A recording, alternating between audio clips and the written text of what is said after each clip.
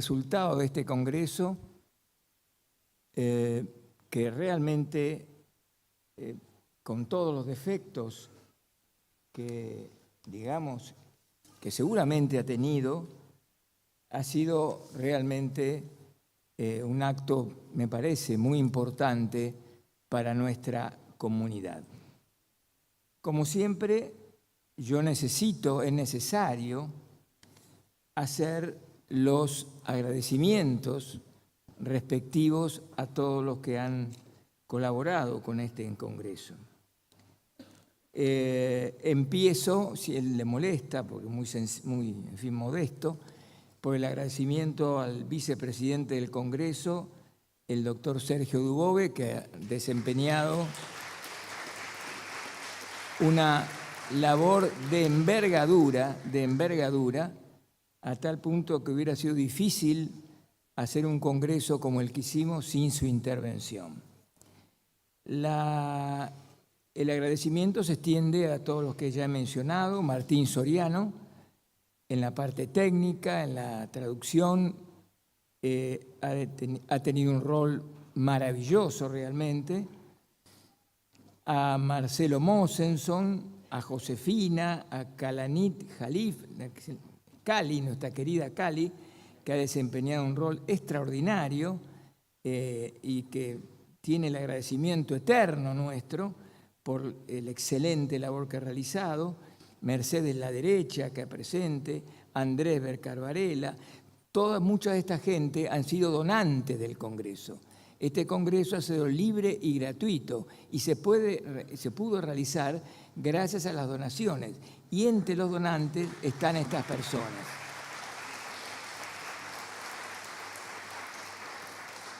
Bueno, los leo rápidamente.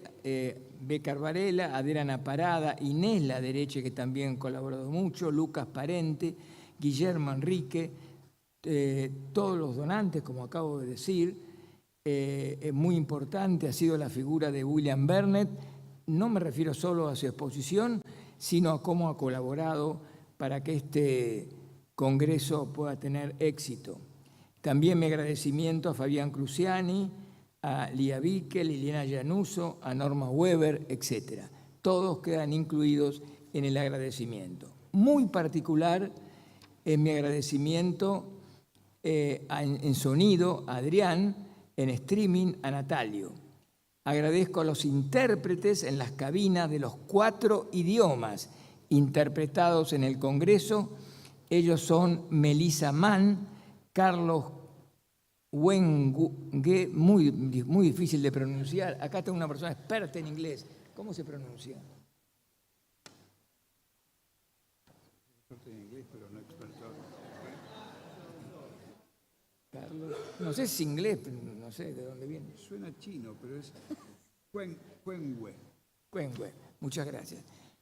Pamela López, Rafaela Gunner, Raquel Masil, Tatiana Correa, Namra Cuayum, disculpen si no lo pronuncio bien, John Ellis, Verónica Palacios, Doris Rodríguez, Paolo Cícolo, Kevin Mian, Juan Rottenwater, perdón si no lo digo bien, Claudia Ferreira, Camila Aubert y Martín Soriano, al que antes mencioné y que vuelvo a decir, su papel es extraordinario. Realmente estoy dudando por el tema del tiempo si hacer alguna mención a los oradores, que estoy maravillado con la actuación, pero aunque sea los voy a nombrar para que a los que están acá y que no han estado a lo largo de todo el Congreso. En primer lugar, siguiendo el orden de la lista, mi agradecimiento a William Burnett,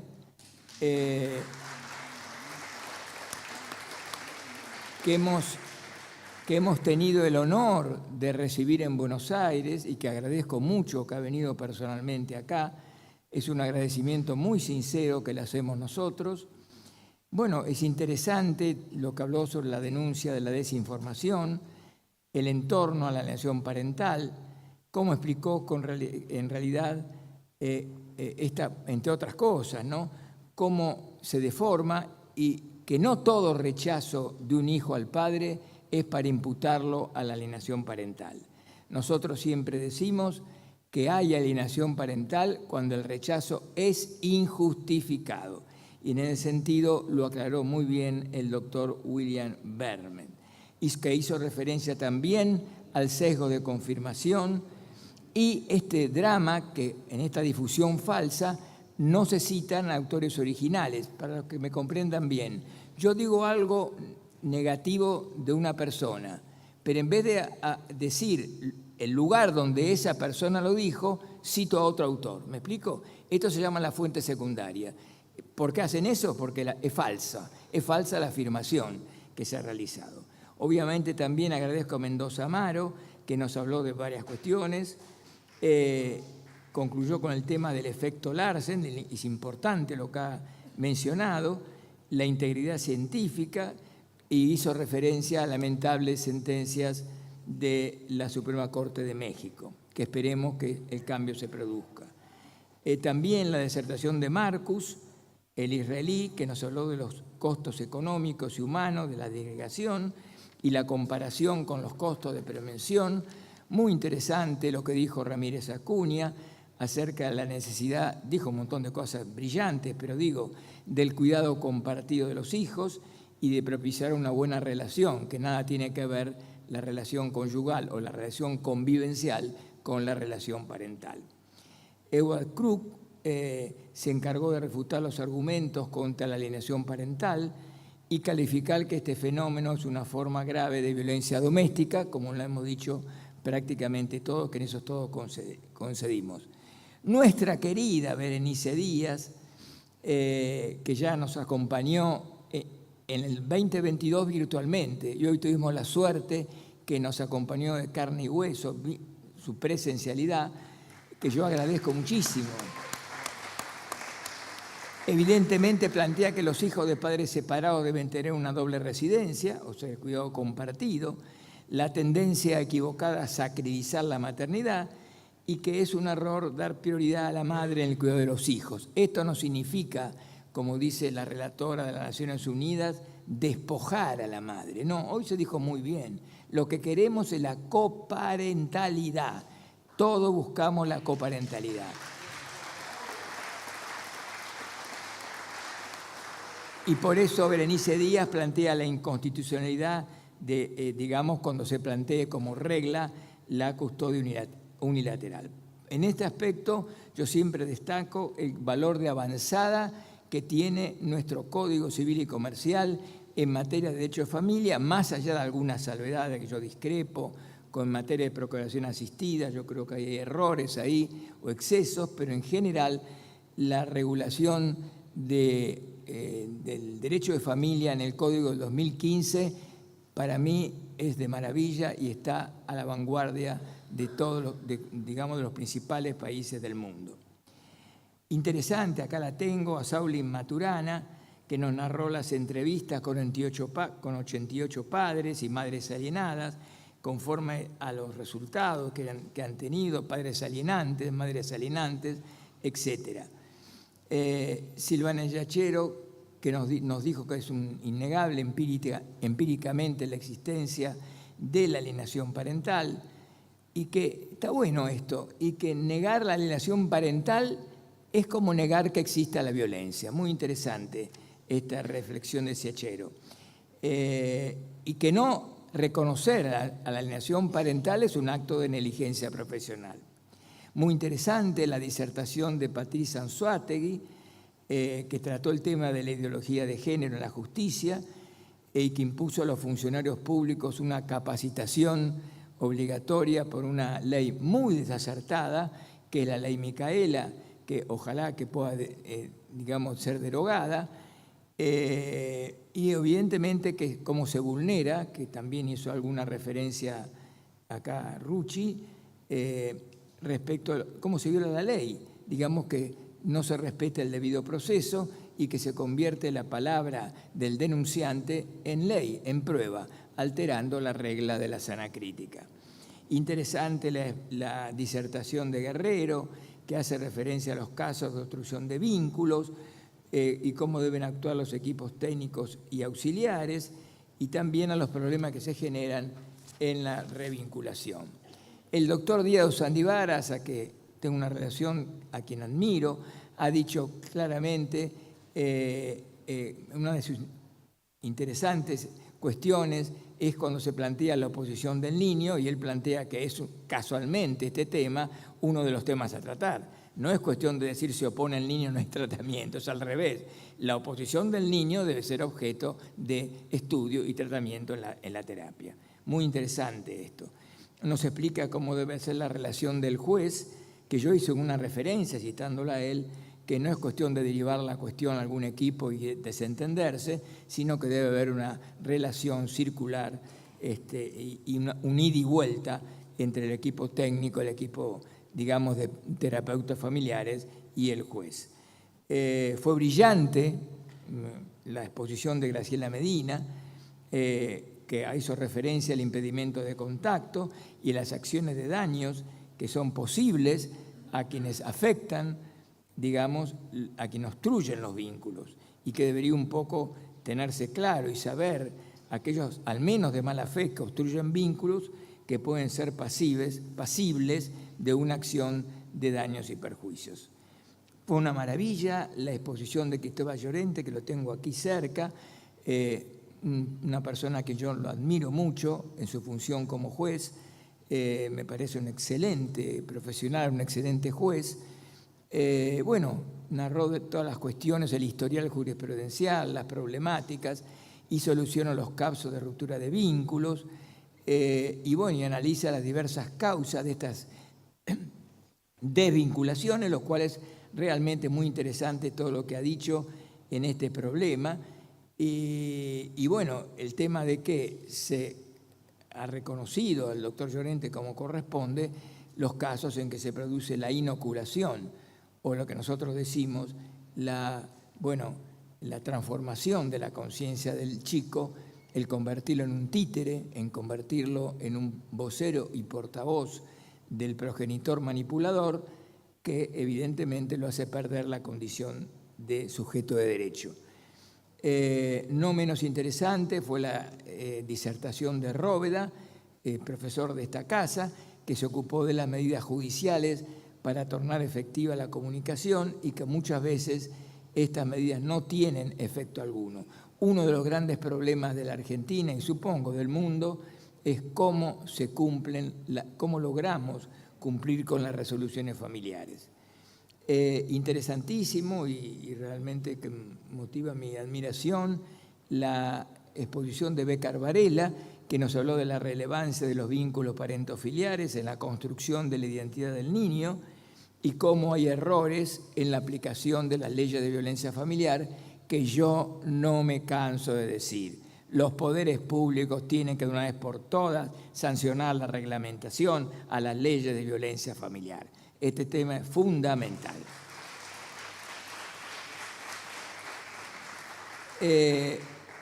A quien tengo al lado, un excelente profesional, lo admiro mucho, el doctor Sergio Dubove, que hizo alusión a todos los conflictos judiciales, trató muchos temas en particular, donde propone obviamente el abordaje interdisciplinario, y propuso alternativas para evitar que las medidas cautelares se corten totalmente los vínculos, planteando medidas alternativas y los efectos negativos que tienen estos procesos. La doctora Úrsula Basset también nos maravilló con su disertación sobre el derecho del niño a la coparentalidad. Es un tema que fue muy recurrente en este congreso y que no es repetición. Bueno es insistir, la coparentalidad. Muy bien. Cuestiona el derecho, el derecho a la de la coparentalidad, que debe tener efectividad y que debería tener una aplicación homogénea, y que no es tan así en la praxis judicial.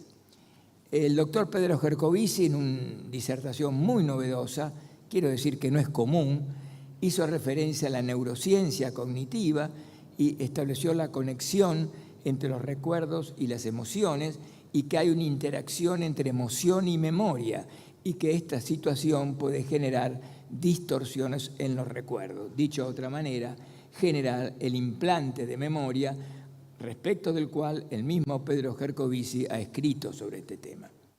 La disertación de Orlando, que nos habló que la ideología de género es un motor decisivo en la institucionalización de prácticas misándricas, como lo dice él.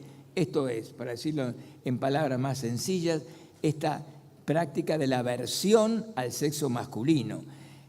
Digamos, el plantear algo así como lo hace la ideología de género, que es un error haber nacido hombre y que ya somos culpables por el solo hecho de ser hombres. Exagero un poco, es la ideología del odio, es la ideología, en vez de hablar de la coordinación, no hablar del odio, hablar de la coordinación entre los hombres y las mujeres. Juntos debemos luchar, hombres y mujeres, por el bienestar de la humanidad y en particular de los niños, que es la humanidad en ascenso. Y hizo referencia también el doctor Orlando al silenciamiento de las víctimas y los expertos que contradicen el relato oficial. Hay que terminar con el totalitarismo, hay que terminar con el discurso único. Yo personalmente tengo una gran esperanza en las nuevas autoridades de que se ponga fin a lo que también denomina Orlando como el terraplanismo de género, es decir, esto de considerar algo así tan absurdo como que la Tierra es plana. Voy a ser más rápido para no cansar. Fue brillante la exposición de Fernández Alaya, la jueza española, que muy contento, yo me he puesto personalmente y todos los del grupo que ha podido venir personalmente y vino especialmente para este congreso, viene y se va, lo cual para mí tiene un valor extraordinario. Tuvimos una frustración en el 2022, no por culpa de ella, sino por una cuestión que pasó de tercero, que no se pudo solucionar, así que hoy hemos tenido el orgullo de tener la disertación de ella, donde habló, como siempre, del tema de la desinformación, la confusión, los sesgos ideológicos, y bueno, cómo funciona la justicia y que hay que visibilizar la realidad. Porque precisamente la ideología de género, ¿qué pretende? Invisibilizar. El objetivo es invisibilizar. Cuando se dice, se protege a esto, se protege a los abusadores, olvidan de que hay situaciones de niños que sufren al no tener la coparentalidad. Muy interesante la disertación de Mariana Gallego, a quien tengo mucho cariño por ella, que analizó un montón de cosas, entre ellos los fallos penales en el famoso caso del Boco Biasotti, y hizo referencia a la tutela social efectiva, a la importancia que tiene y que hay que prevenir las manipulaciones y violencia psicológica en las infancias.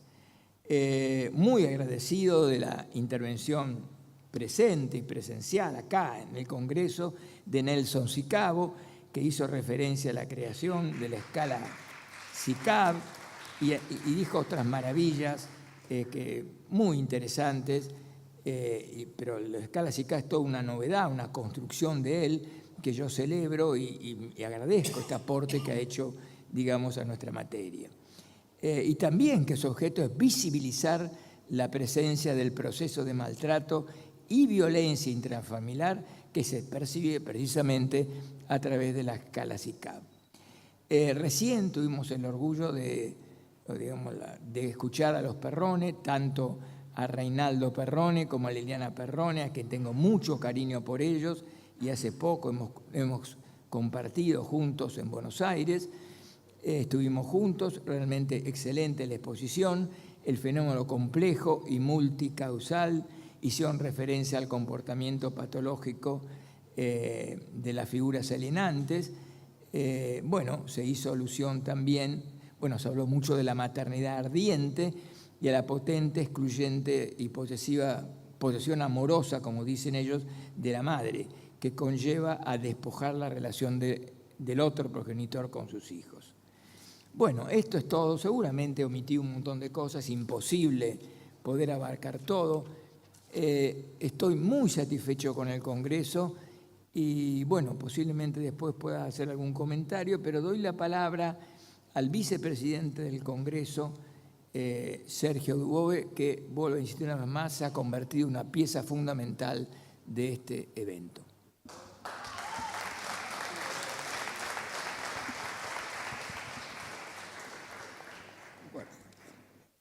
En primer lugar, quiero agradecerle a Mauricio el agradecimiento hacia el equipo de trabajo que llevó a cabo esto.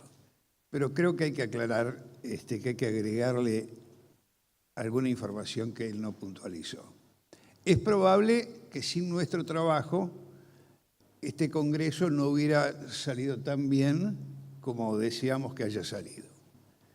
Pero sin ninguna duda, sin la epopeya creativa que constituye la biografía de Mauricio, se hubiera hecho el Congreso, pero no habríamos tenido de qué hablar. Así que creo que él es el primer acreedor de nuestro reconocimiento. Dos, tres reflexiones conclusivas breves. Una que sale del lenguaje más o menos técnico que cada uno desde su área empleó en sus respectivas disertaciones. Empleamos muchos términos técnicos, nos lucimos hablando en difícil todo lo que pudimos, pero hay un elemento que yo quiero mencionar acá que para nosotros, y con nosotros me refiero a los abogados, a los magistrados, a los auxiliares de la justicia, a los profesionales involucrados en estas situaciones, es un insumo imprescindible, necesario, que es la esperanza de la víctima.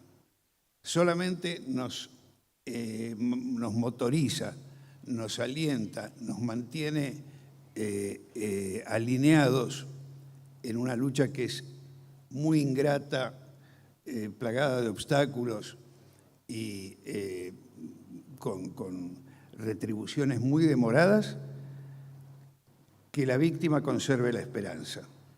Sin la esperanza de la víctima no hay posibilidad de éxito. Dos puntos más breves y les devuelvo el micrófono. Una breve explicación para los que no son abogados de una figura que voy a emplear. La usucapión es un viejo instituto, proviene del derecho romano, que consiste en la adquisición de la propiedad de una cosa por su posesión durante un tiempo determinado. El verdadero objeto procesal de los juicios de violencia familiar, generados, como siempre digo, en denuncias falsas, no se refiere ni a la custodia de los niños, ni a cuestiones alimentarias, ni la aptitud parental de los progenitores, no se refiere en general a ninguna de sus expresiones manifiestas. Las falsas denuncias prohijadas por estrategias de alienación parental son precursoras, acá engancho con el derecho romano, del usucapión parental. Es decir, la adquisición de la posesión del niño simplemente por el transcurso del tiempo, por el transcurso de procesos que funcionan impulsados nada más que por la inercia de la justicia y por el depósito periódico de un cospel en esta maquinaria para renovar medidas cautelares que nunca debieron haber nacido y que nunca se terminan. Y la usucapión parental, lo que se me ocurrió llamar de ese modo, implica asignarle a los menores involucrados, a los niños, implica dejar de reconocerles el único atributo irrenunciable que podemos tener, que es la condición humana. Solamente me imagino que el desconocimiento de la condición humana podría explicarse en el marco, por ejemplo, de la experiencia más abyecta que creo que tuvo la humanidad, que fue el nacionalsocialismo en Alemania. Fuera de eso no hay nada que la explique. Para terminar, este es un tema, el tema de la alienación parental, el tema de las inclinaciones personales de Gardner,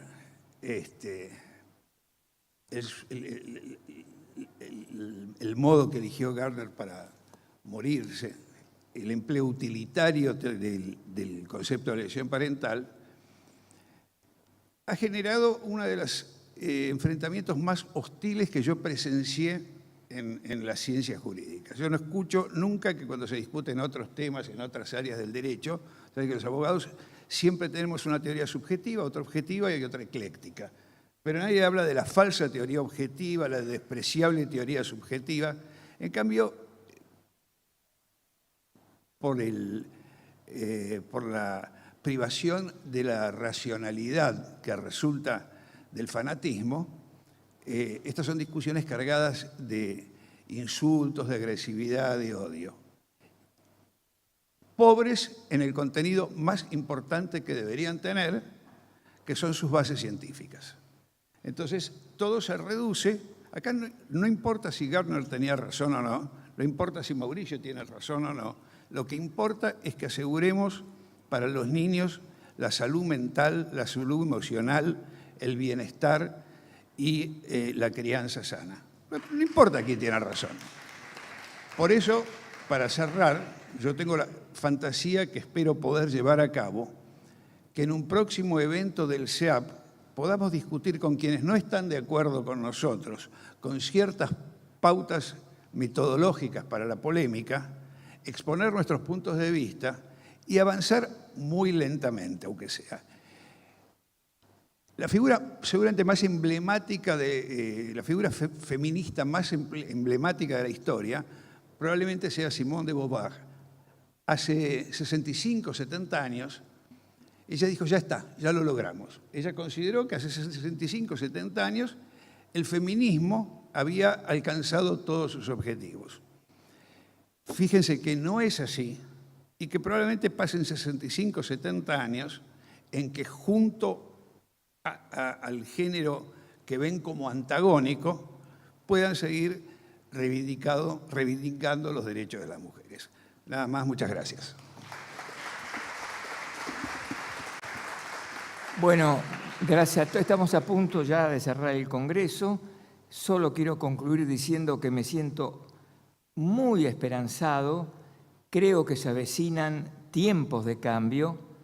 Debemos marchar hacia el segundo Congreso Internacional e Interdisciplinario y también, además de lo que dice el doctor Dubove, tal vez debíamos marchar hacia una suerte, no sé, de comisión de enlace entre todas las organizaciones para marchar juntos. No me refiero a marchar a tribunales a criticar a los jueces, porque la responsabilidad no es de los jueces solo, es de todos de alguna manera. En peticiones concretas, tenemos que realizar peticiones concretas a los poderes públicos y lograr que cuando más juntos y más unidos estemos, más posibilidades vamos a tener de que nos escuchen los poderes públicos y que logremos el cambio de la normativa que, vuelvo a insistir, no requiere de tantas leyes, ni siquiera requiere de que todos los diputados vayan y voten leyes, requieren de medidas que para mí las puede resolver el Poder Administrador, con decretos que dentro de la Constitución, como son, reitero, la reglamentación de las leyes de violencia familiar. Por supuesto, siempre es mejor las leyes, la modificación de los códigos, pero yo soy ambicioso y ansioso y quiero más rápido los cambios. Entonces, por eso le pido a los poderes públicos y a nosotros, a todas las organizaciones, que de alguna manera nos juntemos en realizar peticiones concretas y que sean viables, y no plantear al Poder Administrador cosas que son muy difíciles de poder realizar. Termino con esto. Lo que me parece que 25 millones de niños son los principales que nos van a agradecer por este Congreso, que son, en definitiva, como siempre digo, la humanidad en ascenso. Muchísimas gracias.